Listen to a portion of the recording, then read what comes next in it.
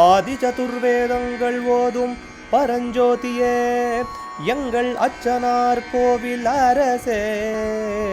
நம்புவோர்க்கு உபகாரி என்பதில் இவரன்றியில் நாட்டில் ஓர் தெய்வம் யார்கான்.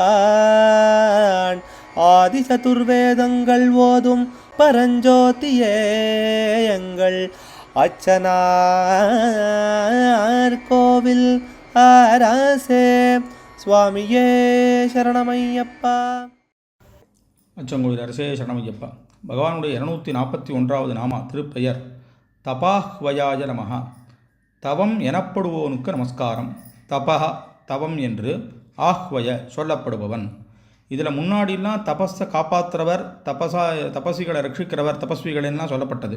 இங்கே என்னென்னா பகவானே தபஸ், தபஸ்வியும் அவனே, தபஸும் அவனே.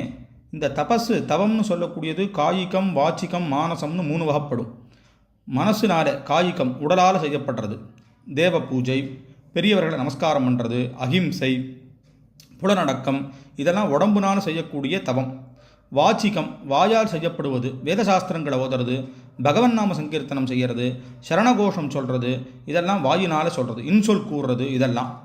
மானசம் மனதினால் செய்யப்படுவது, உள்ள தூய்மை, பகவத் தியானம், இதெல்லாம். இப்படி இந்த விதமான தபோரூபங்களாக பகவானே இருக்கார்னு சொல்லப்படுறது. இதை பற்றி கீதையிலையும் பகவான் விசேஷமாக சொல்லியிருக்கார். அதனால் தவம் என்று சொல்லக்கூடியவராகவே இருப்பவருக்கு நமஸ்காரம்னு இந்த நாமாவானு தெரிவிக்கிறது. அச்சங்கோவில் அரசே சரணம். அச்சனார் கோவில் அரசே. சுவாமியே சரணமையப்பா.